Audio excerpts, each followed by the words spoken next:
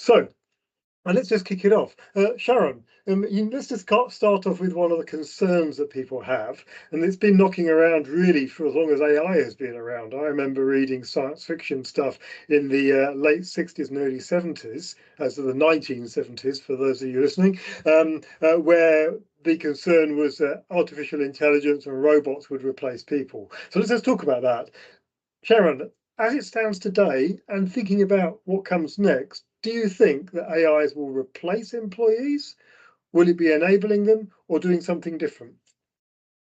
Well, I mean, I think it's a little bit of all of that. So, and when we talk about the term AI, you get really super technical. AI is the idea of artificial intelligence, and the thing is, are we talking about the interface between us and the programming language? Are we talking about like a chatbot? Are we talking about like a robot? And I think ultimately, I think there are some things that can be replaced. I don't think humans themselves can be replaced probably ever, but I do think there's some things that can be replaced. So I don't know if you guys have these in the UK, but in the US, we've started to replace the front desk person at like a McDonald's with a screen where you can walk into the McDonald's and you can order the food, and then it will send the order to the back staff, and then they will prepare your meal and have it sitting there on the counter. So in that case, has AI replaced an employee? To some degree, yes. But at the same time, do we still need employees, and is it enabling the employees to maybe be more proficient at their jobs or maybe fill jobs that we need? Yes, also. So I think it kind of depends on how you look at it, and in what situation we're talking about. What do you think? Well, I mean, I totally agree. I think it even goes broader than that. I mean, definitely there are going to be people whose jobs get replaced. Not the people necessarily, but the roles that they're doing today will, in some cases, cease to exist, or in many cases, will change radically from what they are today. So, I mean, the a piece of general advice is take everything that your careers advisor told you at school and ignore it, because the chances are the jobs that they knew when they were going into the world of work simply don't exist even today, let alone in 5 years time, because technology and civilization does that to things. So I think that there are definitely going to be people whose jobs will disappear. Some of those people, if they don't adapt, or their companies don't adapt, will find themselves looking for new roles, and hopefully they'll find them, because that's the flip side. I've done some research on this. I cannot find a single technology that has not created more roles than it has replaced. Yeah, I I would can't agree find a with that. single example. Telephones and the internet and motor cars, and motor cars when they came along 100 years ago, about 100 years ago, mass adoption of motor cars. There was in the UK something like 3 million people. Bear in mind our population was only about 30 million people at the time. About 3 million people were involved in horses, looking after horses, riding horses, transporting things using horses, growing the crops for horses. There was a massive industry around looking after horses. The car comes along, and within 10 years, that horse industry has almost completely vanished.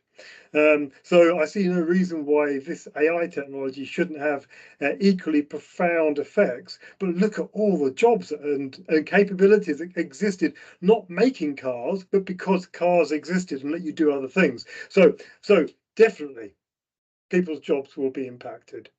The smart people were the ones who get good at AI and use it to improve their roles, or if they think they're in a role that they can't get good at and work alongside AI, they'll be looking for something else that they can do.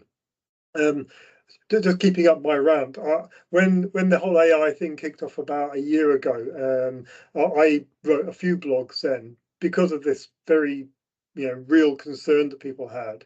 And this particular thing I said is that not now, but in maybe 15 to 20 years time, there'll be a lot of jobs that those of us who think for a living, which is basically all of us in this call, who think for a living, will find have changed. And the only jobs, or the future jobs, the rock star jobs, the places where you'll go to earn your big money, is either developing AIs or Yes. trades. So if you're a plumber or you're an electrician, or you lay bricks for a living, those jobs are never going to go away, ever. Even the most sophisticated robots we can imagine can't get inside a house and replumb it. So I think there's going to be some roles which are currently thought of as being sort of the place you go if you're not smart enough to go to university, arguably, unless we're really smart electricians. But I think that people who can combine that intellectual capability and learn skills with their hands, etc., those are going to be big deal jobs. So that takes us back to the flip side of the coin, Sharon. So for people like you and I who do think for a living, sometimes we have to stand up in front of people, and that's important too. But where we think for a living, how do you think AI is going to change our kind of jobs? As managers or leaders or analysts or whatever the heck we are, how do you think those jobs are going to be impacted? I think, we've always been in the role where we're strategically advising people of how to solve their problems. And often that's, understanding the technology and how the technology can best work for them, and helping them to use the tools that they have at their disposal. And one of the things that I have a Six Sigma black belt, and the idea behind the Six Sigma black belt is really understanding how can we control the things that that we do, so that when we do have a problem, we can solve that problem as quickly and easily as possible. And I think, I've built an entire career on top of how do we solve problems using technology to make our lives easier. And I think when we think about AI, the really brilliant thing about AI is that it helps us to solve those problems faster. And so the two primary things I think is, when you think about, when I'm advising somebody, when I'm helping somebody, when I'm solving a problem, first of all, I want to help them help themselves. And if they're not a developer by trade, then that becomes very difficult sometimes, because they have to constantly go back to somebody for that help. But with AI, they might be able to self-serve a little sooner, a little faster, a little easier, and I can continue to help them with the hard stuff, but maybe they can help themselves a little easier, and I can just be there to escalate the problem. The other thing is, as we start to make solutions that help other people, they can do things that are more impactful themselves. So not only can they work faster, not only can they help themselves sooner, but they can build solutions in natural languages that are then going to help the people around them. So if I think about what we do and how that's going to change, I think instead of doing so much of the day-to-day building, we are going to elevate to more, even more critical thinking, strategic advising, problem solving, governance building, helping them to understand what is it that they have, how can they solution it, and how can they build things that are going to make their lives better and easier in general. Cool. There's a couple of things I want to pull out of that. I mean, I've talked about, tradespeople and how those are going to be rock star jobs in some point in the future.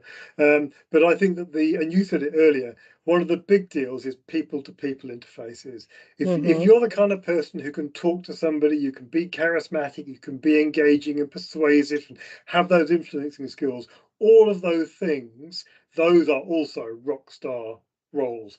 AIs are a long way from being able to have this kind of conversation. They're a long way from being able to sit down with you over a coffee and work out a problem. So they might be really good at helping people like you and I work out problems. They're not actually yet, but anyway, but they might be. But they're not going to be great at the people stuff for a long time. And people crave interpersonal contact. So I think that kind of skill set where you're great at dealing with people and then helping act as maybe the interface with some of the really advanced AIs when we get them, that'll be a thing as well. In the same sort of way, I mean, think about it like this. What's the role of a GP? Your primary care physician in your case, Sharon. The role of a GP is not to be an expert at medical stuff. Their It's job, troubleshooting.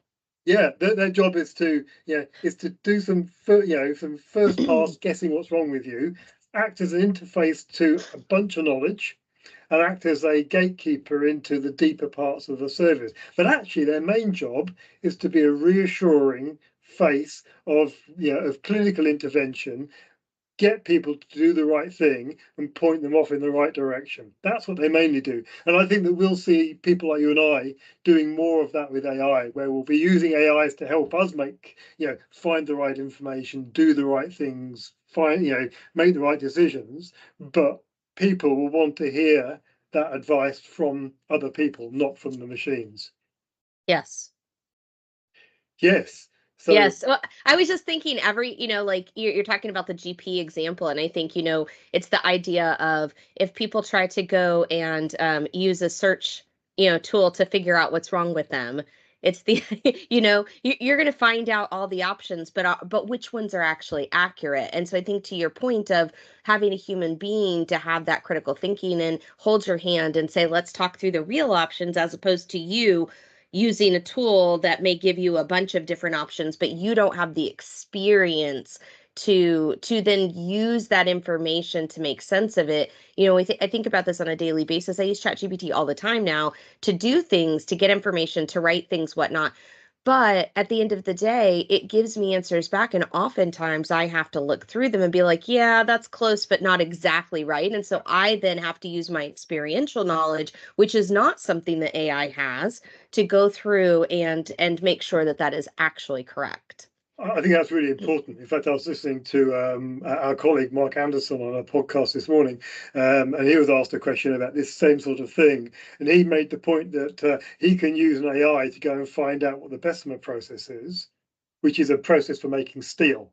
But he doesn't know anything about the Bessemer process, so he has no idea whether the AI is giving him good advice or not. So there's still a need for experts.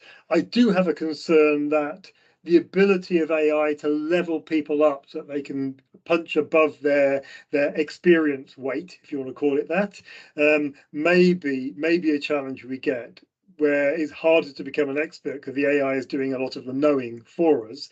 But we'll absolutely still need experts to be able to ask the right questions of AIs, because that's an art already, and make sure that the answers they give are both accurate and applicable, because not all the answers are actually useful for the problem that you've got stated. So.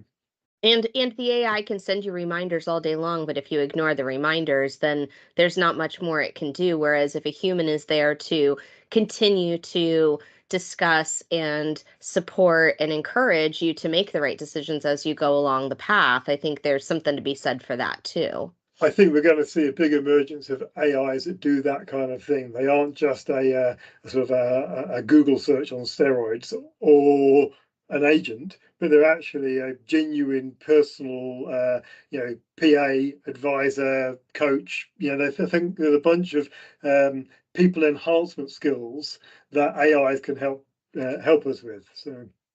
So I think what we're both saying is that for the most part, certainly at our level, AI is probably not going to replace people. It's not an autopilot, as Microsoft like to say.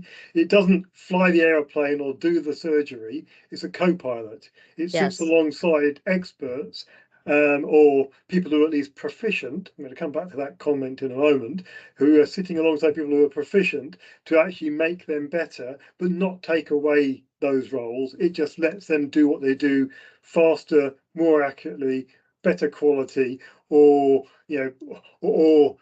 enables them to do some things that they would struggle to do either for competency reasons or time reasons without it.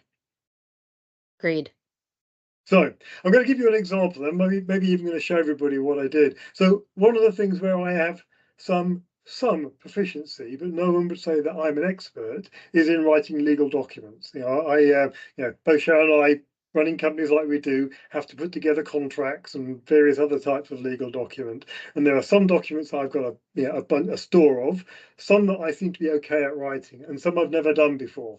So a good example, and I've done this quite a few times now in the last 2 months, is creating contracts.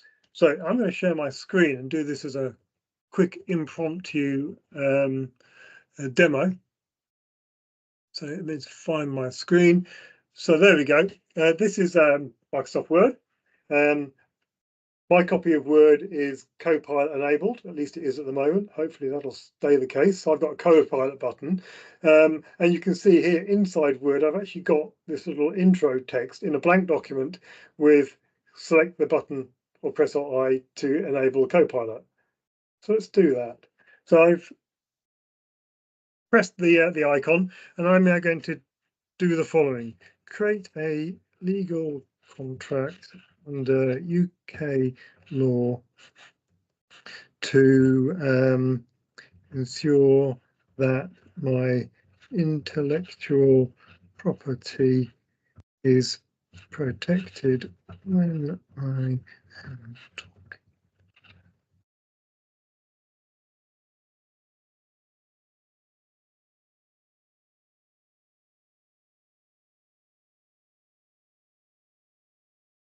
Right. So I've spoken to lots of the students on the course around the importance of creating non-disclosure agreements. I've got a bunch of these, but non-disclosure agreements. But let's see what it comes up with. So I've created a. I'm looking at my screen over here, by the way. I've created a prompt. It's called prompt engineering. I've designed a fairly carefully worded prompt. See how I haven't just gone and searched for one. I've actually given reasonably detailed conversational like instructions to the AI. And here it is, busily chugging away, creating that document. If I was to go and actually search in my templates library, find the right NDA for a given purpose, that would probably take me 2 to 3 minutes, because my documents are really, really well organized. 2 to 3 minutes. I'm pretty confident that in less than that time, this will produce a full NDA. And I know how to write NDAs. For somebody that doesn't know how to create an NDA, this might be really potent. It's still working on it, but you can see the first part. I can start reading it. It's got some stuff I need to fill in up here about the disclosing parties. Who it is that's involved in the contract. Some description of what we're trying to protect. Oh, it's finished. There we go. I'm not going to go through all this, and that would be tedious and boring because contracts are. It's got some definitions. It's listed out the obligations. It's talked about what happens at the end of the contract and what that duration actually is, a bunch of general provisions and some signatures.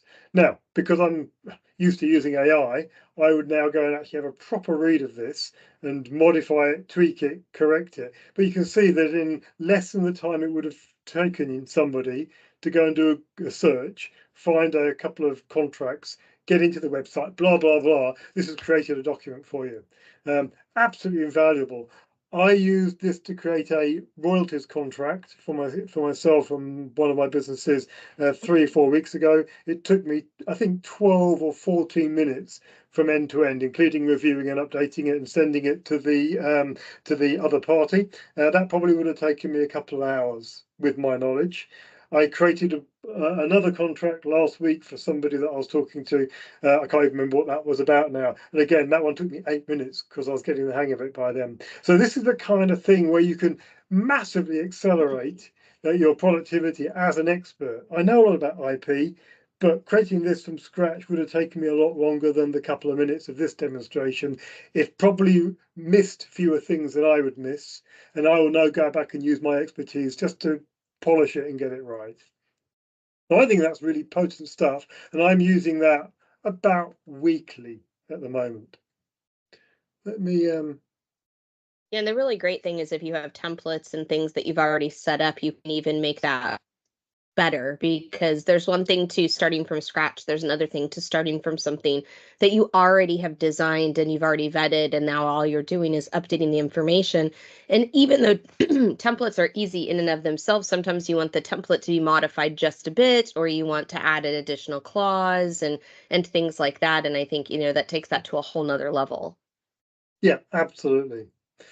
So we're going to talk about some of that stuff more. I'm going to just make a follow-up point to the first thing we were talking about, which is this thing about will an AI take your job? And there's a lovely quote that I have. I can't remember who said it now, but the phrase that I heard was, AI won't take your job. Somebody who knows how to use AI will. So that's the promise, I think, of AI, is those people who get up to speed with these technologies, become proficient in it, will become, you know, the sought after people. Right. What should we talk about next? Well, let's talk about the different flavors of AI. I mean, what I've just shown there was what I call an embedded AI. This is a large language model. I was able to talk to it in English and give it some instructions, interpreting my request, and then going and doing something in an application I've already got. In this case, it's Microsoft Word. I could have done the same thing in PowerPoint or Excel or actually about 50 other applications. So Sharon, where do you think the differences are from a user and a business point of view of these kind of embedded AIs, which are wrapped inside applications that we're probably already using, versus what people like our colleague Simon Doy, who are more developer led? How do you think that difference is between embedded AIs and not embedded AIs, the thing where people have to write code? Well, I think, there's just such an opportunity for all of the things that can be made right now. And, when we think about stuff that's embedded in an application, it's helping us use the application better. But if it's not already in the application, then we're either using it for a tool that's going to create something that's going to be embedded in an application, or we're using it to create something that, potentially could be new that's going. So think about like making new chatbots or making new solutions or things like that. I think AI is it's so funny, we talk about um teams, right? We joke about teams. Now we have copilots. So we have Yeah, Copilot Studio where we can make copilots. So now we have copilots, where we can use the AI to make more AI. And so I think when you think about, like what is it we're using the AI for, if you're using it inside of an application, that's one thing because that's something that, you already know how to use. But maybe we need to make new things and we can use that AI to help us make new things faster, better, and also think about things that we've never thought about before. And so it's interesting because my husband's like, but what would I even use this for? And we started kind of, visualizing what are some ways that we could use this. And one of the things that he asked me the other day is like, so my boss wants us to come up with a way to be able to look into the HR policy without having to read the HR policy. And so he created this little chatbot that literally can go in and he scoped it to the current HR policy location to where you can go and say, how much leave do I get for this or this or this? How much, what does our insurance policies look like? Things like that. And it can give it back to you in an answer that makes sense. So I think there's so many opportunities for ways that we can use this outside of just being inside of an application. I entirely agree. So there was a session I did at university, a breakfast meeting. It was a future-looking session about 18 months ago. And one of the concerns that was raised there is that the UK needs something like 100,000 more developers than it's got at the moment. And I've seen figures for the US, and that's obviously it's even more Huge. scary. So what are all these developers doing? I mean, right now they're building applications that are not AI enabled. So imagine what that looks like if we now have to lay in AI on top of those applications. There are tens of thousands of corporate applications that are not Microsoft Word and Excel. They're dedicated line of business applications that people will want to start to AI enable. And that can be in two places. I think that there's the bit that we've just seen where you enable a front end interface so that ordinary people like us, not tech people, although I guess we're kind of tech people, but ordinary people, frontline workers, shop assistants, ordinary managers, all those kind of things, assistants, can talk to the AI in natural language and get it to do things. That's really important. That's what large language models have absolutely revolutionized. But then there's still all the stuff on the back end where that's not about the language, that's about using AI in the way that we've been using AI for a decade or more to do really clever things. I've got a live project with the university. I have this rather disturbing collection of 15,000 photographs of chronic wounds. And we're developing a AI tool that looks at the wounds, learns how to differentiate different types of wound, and will give you the answer back. And we're confident, because I've already done some prototyping, that we can considerably outperform a GP. GPs are medical professionals, they know about this stuff, but I'm already working on an AI on the back end that will be better at recognizing and understanding wounds than a general practitioner. That has no language interface. This is not about asking it. You simply show this AI a photograph and it comes back and tells you what kind of a wound that is. That's the kind of back-end AI that will be sort of invisible to the average person. But I think that business managers, owners, entrepreneurs need to know that that capability of AI exists. Otherwise, they won't be wiring up those smart things on the back end to make their businesses better. And if you don't, and somebody else does, then they're gonna take your market off you. Yeah, I totally agree. I mean, in the context of these university students, the people we're talking today, those are the business people that need to be able to use large language model AI and know that the other AI exists. I also do some lecturing for DAME, the Data AI and Modeling school or department at the university, and they are kind of only just beginning to get to grips with LLMs because they're so embedded in that deep AI, the stuff where they've got to go and develop solutions. And we need this coming together where the business folk and the tech folk can talk enough language that they can tell each other what they need and what can be done.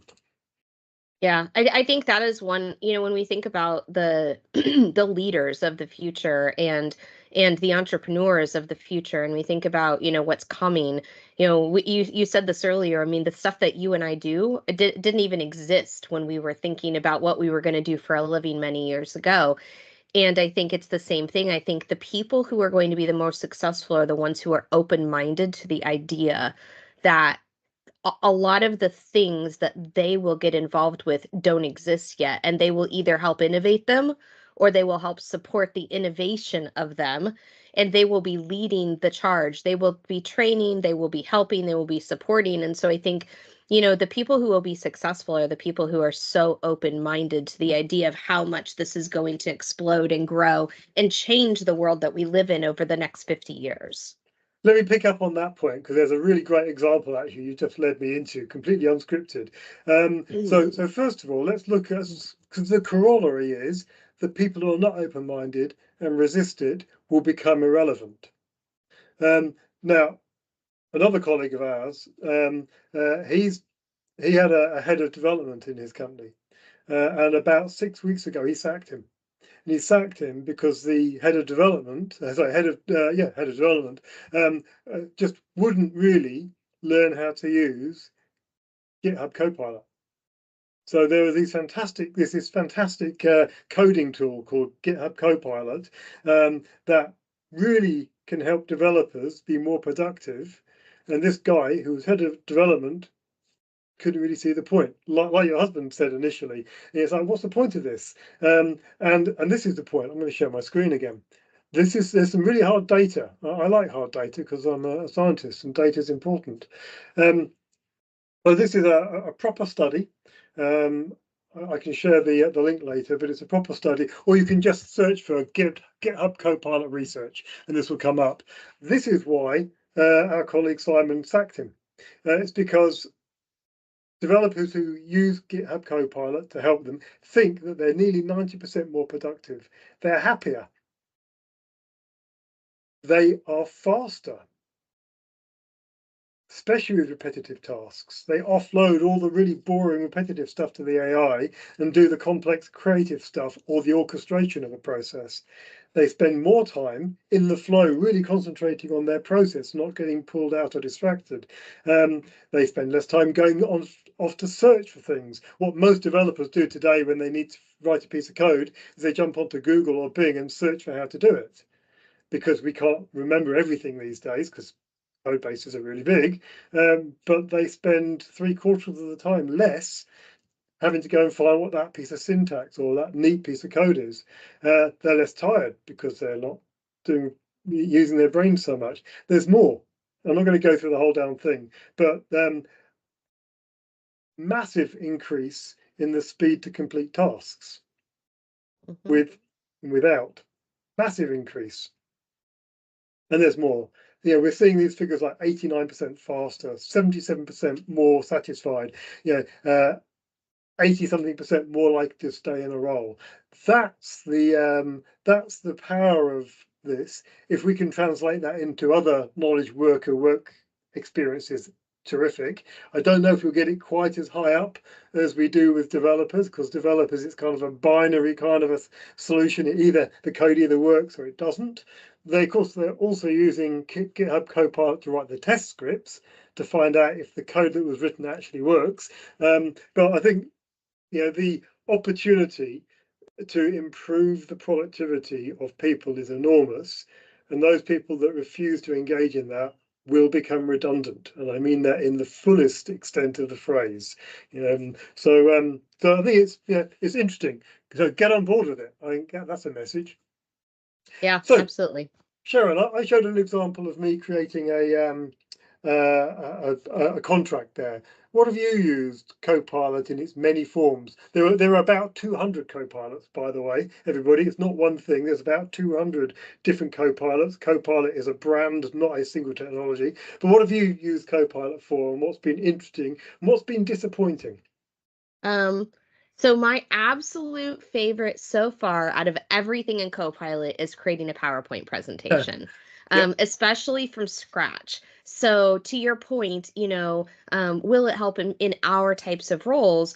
I spend a significant portion of my time, my work time, my busy work time, creating things like presentations and Word documents, and oftentimes I get so busy doing other things that then I hold that off until evenings or weekends, because that's when I can kind of do heads down work and nobody's bothering me. I'm not on phone calls, things like this.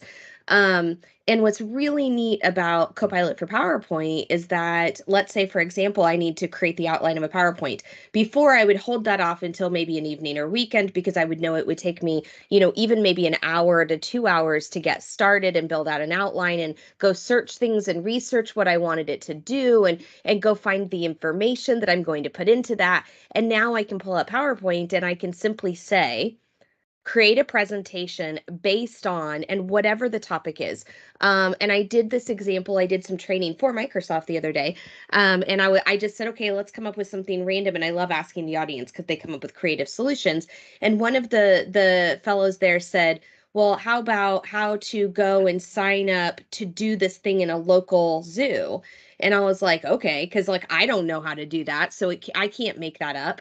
And I did it. And not only did it do the presentation, but it actually did step by step by step. Here's how to do what you're asking me to accomplish. Here's the information. Here's the places you can go on the web to find it. And then it appropriately added some images in there.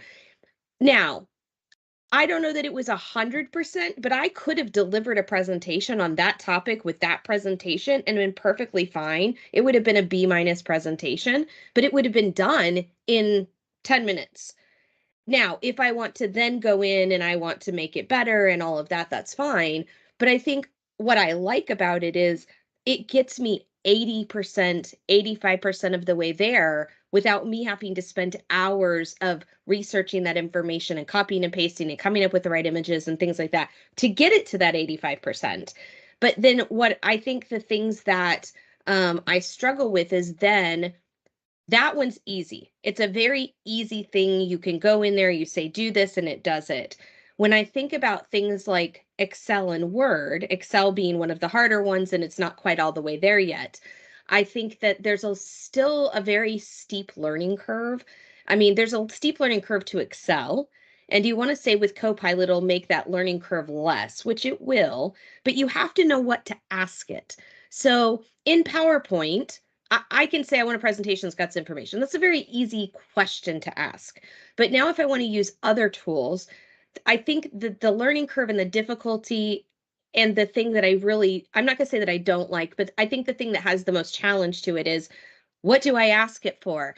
It's kind of like when when SharePoint first came out, and when the web pages first came out, and people asked me, well, what do I make? And I said, well, you can make anything you want. They're like, well, what do I want? And it's the idea of like when you go to Lego, if I just buy a big bucket of Lego, what do I want to make? I don't know.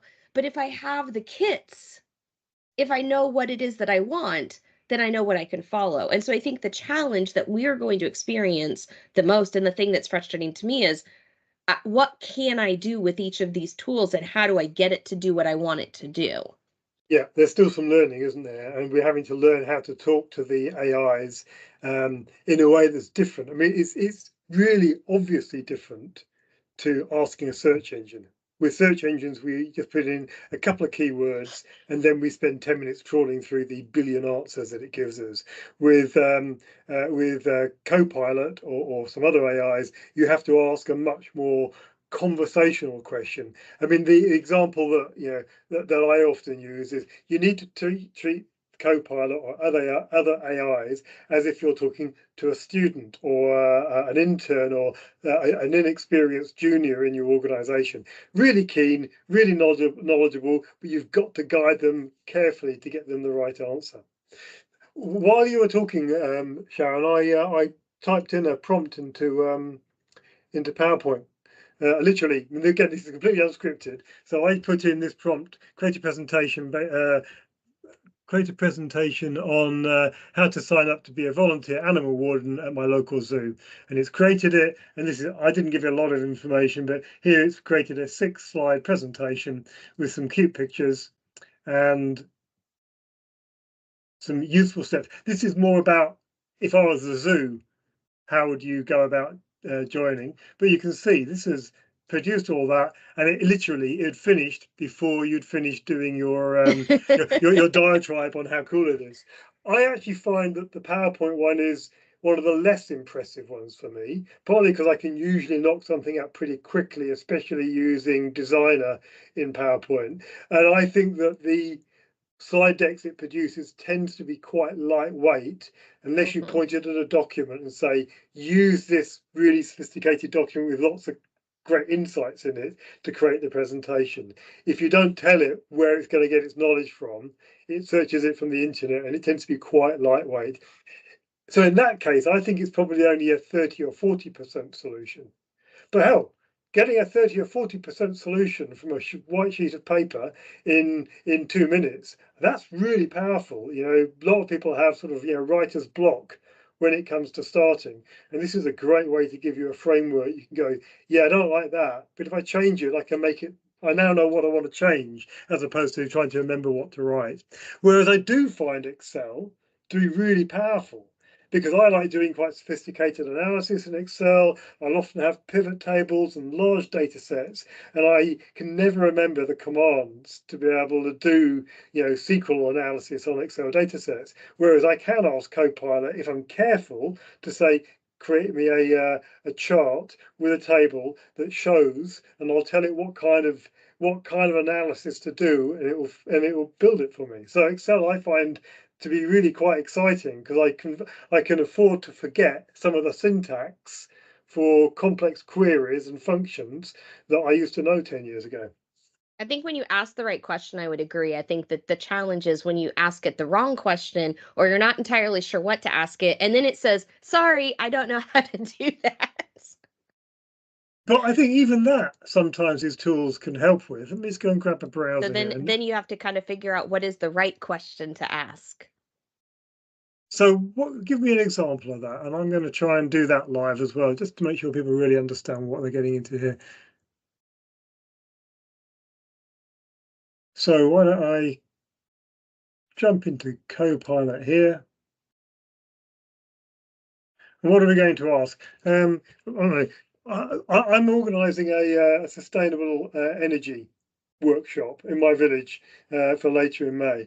I've already done most of the thinking about this, but what if I didn't know that? What if I wanted to try and get some ideas for how to actually cover that? So now we're in Bing Copilot. Let me just close that bit, and I'll leave that. So we're in Bing Copilot. So this is the Copilot, which is part of what was Microsoft's search engine, but frankly, I never use a search engine anymore. I use Copilot for almost all of my web queries. But let me just see if I do create a suggestion of how to program a sustainable workshop. That's terrible spelling, a workshop. You know, the funny part is it's very forgiving. As long as it has a pretty good idea what the word is, for the most part, you can even type quickly and don't have to correct your spelling. Yep. For people in my village. Again, I'm not going to spend ages working on this.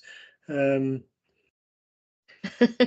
me Copilot is popping up asking me if I'd like to get notes for our meeting. Yes, there you go. That's something I want to come back to as well. Right. But this version of Copilot is free. Microsoft let you have this, all day long, every day. And look at that, already it's coming out with a pretty interesting program of work. It says, welcome the people, talk about economic models. I don't know what SDGs are. Brainstorming, sharing, So this kind of thing, it goes, where shall I even start? And it'll give you some thoughts about where to even start. And then I can go through and go, okay, if I follow this process, that'll help me build my actual workshop for the day. So that stuff's really cool. And references. I love that it gives you references. Yeah, I mean, that was something that they got right very quickly. I mean, March last year, people were complaining because they didn't know where the answers were coming from. And within a week, all the references were there, and they were impressively reliable sources of information. It's not just going off to the wacko sites and using their nonsense. So, okay, look, we're almost out of time. Let's just think if there's one other thing that we ought to pick up. Just tell me what you think about the whole responsible AI and ethics. Let's just talk about the dark side when AI could get it wrong. How do we guard against that? I mean, it's really interesting because AI exposes your vulnerabilities. And I think that's something very important for people to understand. The minute I start talking about AI, the minute I start talking about Copilot, like I would say typically question 2, 3, 4, the first question is what is it? How do I use it? And then questions 2, 3, and 4 tend to stem around, yes, but what about permissions and what about responsibility and what about, how it's going to work? And I think first and foremost, you need to prepare. And what that means is make sure that your permissions are set up, your governance is set up, and you know what your content is set up. And if you don't, what's going to happen when you put on top of that is it's going to expose all of those flaws. So where we've used the idea of I can't see it, so therefore I don't have access to it. Copilot will expose that vulnerability. Maybe I'm putting pieces of information in that I shouldn't be, but I'm hiding them somewhere. That's still going to expose that vulnerability. So I think when we think about responsible AI, there's kind of twofold. First of all, what are you using it for? And is that something that's responsible? And that's an ethical question, not an AI, not a technical question. And second of all, is the content that you have architected and permissioned and governed the way that you would like it to begin with? Because if not, when you lay that AI over the top of it, it will very quickly show you that you have not been planning, architecting, permissioning, governing properly, and you will very quickly need to solve that problem. Yes, indeed. I mean, you and I both remember when Great Search started to appear within companies, intranet search and all that kind of stuff, and how many companies just got themselves completely into trouble because things like the chief executive's salary was there for everyone to see because it hadn't been secured, and all sorts of information came out of the woodwork because nobody had bothered doing the bit of hard work necessary to protect it. AI is going to do that, and it's going to do that more. So people do need to think about how is the power of AI inside their organizations going to reveal things that they probably should have made sure were not revealable. And that's not the AI's fault. It's not the technology's fault. That's the organization's fault when they haven't got that right. So there's going to be a bunch of work to do to make sure that internally companies are controlling and protecting their assets such that their AI or partner AIs are not getting it. So people like Microsoft and Google and others have done some really nice work over the last year to put up these guardrails around the AIs. I wrote a blog on this a year ago about can AIs do the right thing? And one of the big statements I make in there is that AIs are intrinsically amoral. They don't care about you and me. They don't even understand what caring is about. They will just do what they're asked to do. And the very first versions of ChatGPT, when they were launched, were saying terrible things about people because there were no guardrails. And then very quickly, people like Microsoft stood up these protections around it. And the protections work in a couple of ways. They stop you asking bad things of the AI. And I've tested it. I've had the guardrails refuse to talk to me anymore, throw me out, because I've tried to trick it into doing things that it doesn't want to do. So you can only ask reasonable questions of AIs right now. Then on the other side, if the AI tries to produce an output which would be considered unpleasant, the guardrails sit at the back end, so the output is also conditioned to be not, intellectually wrong. So I think that this thing about AI morality and ethics is going to be a really big deal for this group of people that we're talking to today.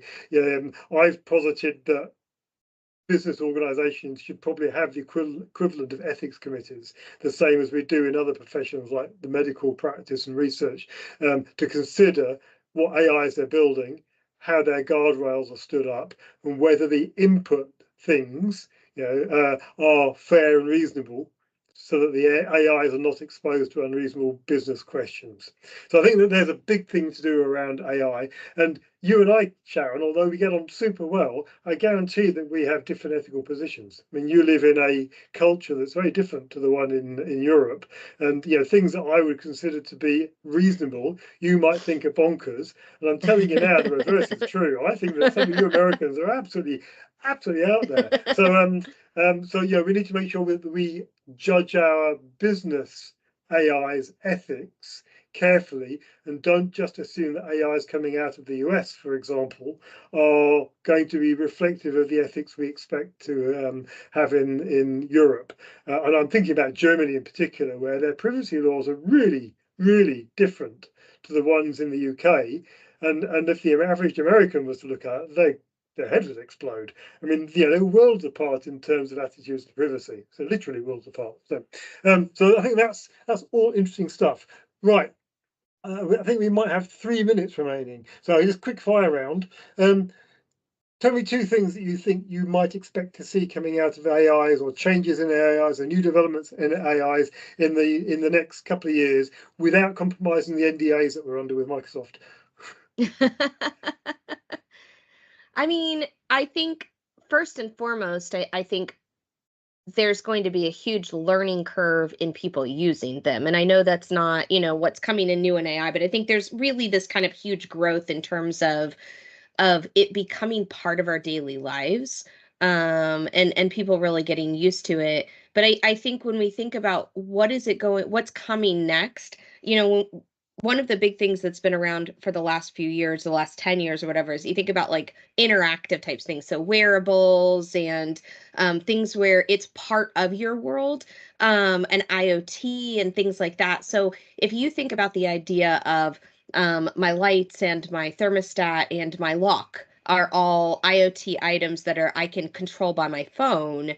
Now, all of the sudden, instead of me having to click a button to do something, maybe I can say something to my phone and my phone will go ahead and do the things I need it to do. And I know that that is to some degree starting to exist, but I think if you think about that at a bigger level, we're going to start having those experiential type things happening where we're interacting with the AI and the AI is then interacting with the things around us. Okay, yeah, I think that's absolutely true. I mean, there's talk of multimodal AI. So AI where you don't just type in an answer, a question, but it can also listen, it can read videos, it can read photographs, potentially it can start to analyze the world around it, if you give it the senses to do so. And I do see that coming. I think the corollary to that is right now, AI is really expensive to run. I just did a quick check. They estimate that OpenAI, their ChatGPT, the one that they make available to people to use, costs OpenAI $700,000 a day to run. That means it's about 36 cents that it costs them every time someone uses ChatGPT to ask a question. So one of the things that we think we'll see is the efficiency of AI language models getting better. So there's talk about small language models where the AI itself is a lot smaller but focused on particular tasks. So if I ask it a medical question, it'll use a medical focused small language model. If I ask it a Dungeons and Dragons question, it'll use a Dungeons and Dragons focused small language model rather than the 36 cents every time I use it massive language model. So I expect to see that concept of more efficient, more streamlined AIs might mean that we can start to push robust AI models down onto handheld devices. It may not have to be cloud connected all the time. It might become cheap enough, therefore, for you to do things with that today you just can't afford to do. So I think that that's something we'll see over the next couple of years. What I don't think we'll see is sentience. I think there's a lot of talk about sentience and AGI, artificial general intelligence. I will be genuinely shocked and astounded if we see anything that looks like actual sentience, not something that looks like it's sentience, but something that actually is sentient for at least 2 decades. That's my prediction. Yeah, I mean, I'm already starting to see bots that can interact with you and can triage. But once again, to your point, there's still a model behind that feeding the data. Yeah. It's not generating its own data. It's not generating its own information. It's basing everything it does on something behind it. And I think you're absolutely right. I think the modeling behind it, I think, will stay the same for quite a while until there will have to be some sort of change in that technology for that to truly happen. Yeah, I think so too. I mean, there are some really clever AIs like Pi.ai that have got really nice conversational interfaces. Yeah, it feels quite a lot like talking to a person, only they're even more chatty. But Right. yeah, but I think we're quite a long way from anything that actually has emergent sentience.